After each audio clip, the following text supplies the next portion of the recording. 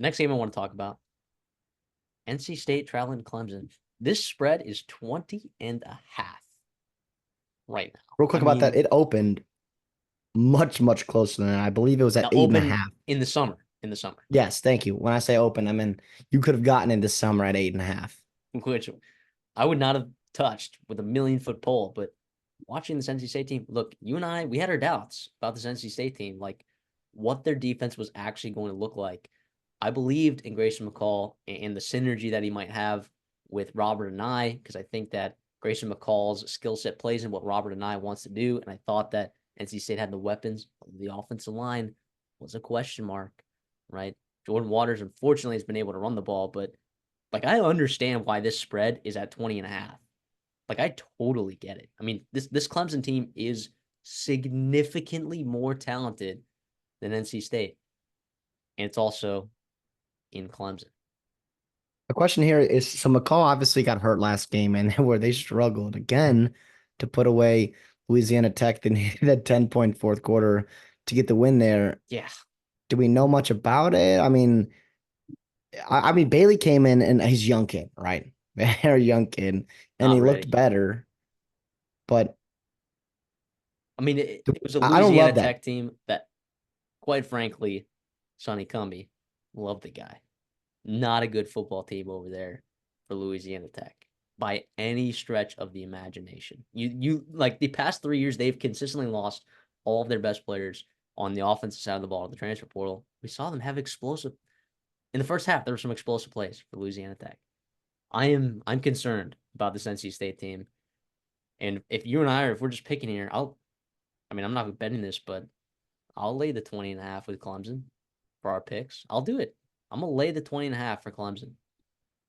Yeah, I'm gonna agree with you there. The McCall scares me just because in terms of if it's a 20-point game, we're talking about right, reasons why NC State can compete and win this football game. And B, right, if Clemson's gonna win and cover, what can they elevate and can they separate? And to be honest, I think they can, man. I'm still higher on Clemson, even after they got body bagged by Georgia in the second half.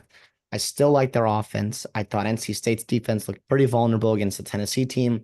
I Yeah. love Clemson at home. And I do think if you're going to cover by 21 points or more, right, picking at 20 and a half, turnovers, right, especially if you get CJ Bailey playing from behind and having to make plays, forced to make plays, and you get that Clemson defensive line, opportunistic secondary, playmakers at the linebacking level, all of that adds up to a talk about like a blowout where this game can really get out of hand, just like we saw with NC State and Tennessee, where you had a couple interceptions and turnovers kind of contribute to, the bowling ball that was that game for NC State. Damn, man. First of all, NC State has to try to run the football, especially with a young quarterback. You have to.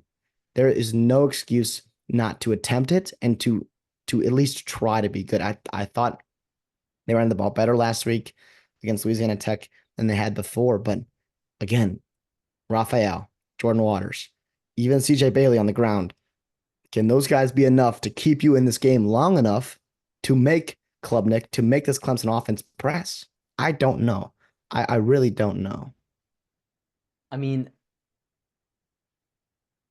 they kind of ran the ball okay at times against La Tech, but like or Louisiana Tech, I don't know. Are Louisiana Tech fans gonna get pissed? I just said La Tech, maybe.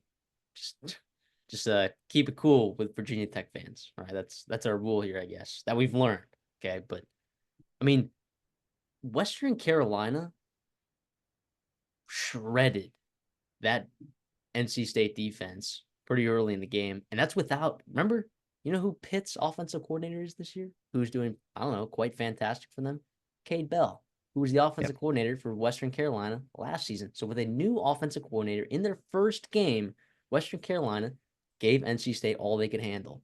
Louisiana Tech gave them all they could handle. This Clemson team is going to overwhelm, outplay, out physical, and overall, they're this Clemson game. This I don't anticipate this game being close.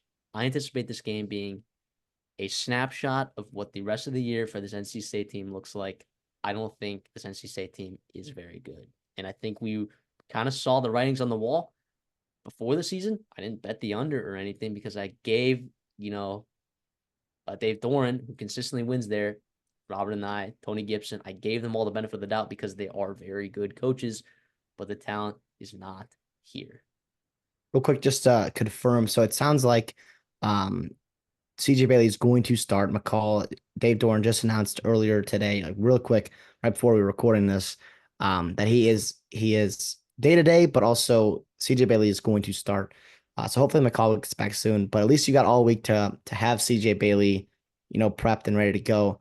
But I do think with how Clemson responded against their App State, with the emergence of a guy like Bryant Wesco and the other receivers and Phil Moff on the ground, I do like Clemson, and I do like them to pull away in this game.